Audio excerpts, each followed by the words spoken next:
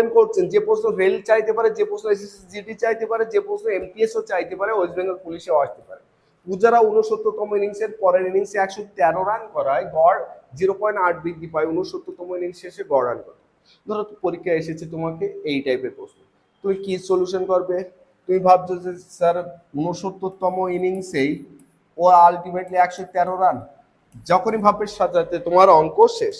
বলেছে 69তম ইনিংসের পরের ইনিংস, তার মানে 70তম ইনিংসে গড় রান 113 করায় গড় কত 0.8 বৃদ্ধি পেয়েছে।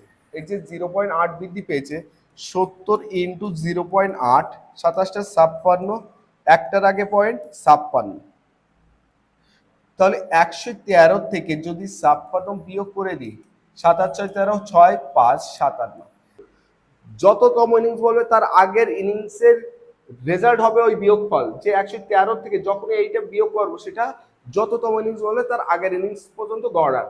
এখানে বলেছে 69তম, নট 70তম, 70তম চাইনি, 69 বলেছে, তাহলে রাইট অ্যান্সার কোথায় দেবে? 57। যদি বলতো 57তম ইনিংস, সরি, যদি বলতো 70তম ইনিংস শেষে গড় রান কত, তাহলে 57-র সাথে আমরা কত 0.8 যোগ করে বি অ্যান্সার রাইট করে দিতাম। গগন 19তম ইনিংসে 140 রান করে গড় 3 রান বৃদ্ধি পায়। 19তম ইনিংস শেষে গড় রান কত হবে? 80, 86, 73, 83। রাইট অ্যান্সার অবশ্যই তোমাকে কমেন্ট বক্সে লিখে জানাতে